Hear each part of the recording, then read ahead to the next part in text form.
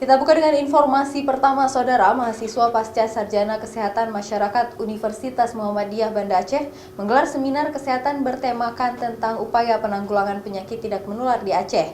Berdasarkan hasil survei mahasiswa, diabetes mellitus merupakan penyakit tidak menular yang tertinggi di Aceh.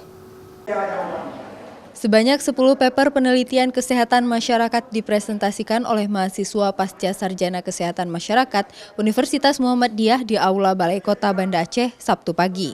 Seminar upaya penanggulangan penyakit tidak menular diabetes mellitus ini merupakan hasil riset yang merupakan kajian ilmiah tentang fenomena tingginya angka penderita penyakit tidak menular di Aceh. Berdasarkan hasil survei mahasiswa, diabetes mellitus merupakan penyakit tidak menular yang tertinggi di Aceh. Salah satu penyebab masyarakat Aceh menderita diabetes mellitus adalah dari pola makan dan gaya hidup yang tidak diimbangi dengan pola hidup sehat. Selain itu, pola digital health atau kesehatan digital juga berdampak pada penyakit tidak menular ini. Apa yang terjadi dengan kita? Pola makan apa? Lifestyle apa yang kita berubah sehingga penyakit tidak menular, khususnya DM misalnya tadi, begitu meningkat di tengah-tengah masyarakat. Dengan diambil keterkaitan dengan Dinas Kesehatan akan menyampaikan kepada pemerintah sebagai eksekutor terhadap ancaman yang terjadi di masyarakat sehingga bisa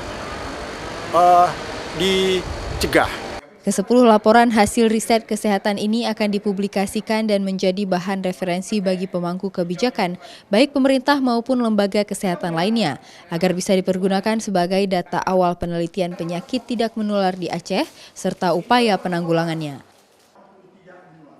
Nova Misdayanti, Kompas TV, Banda Aceh.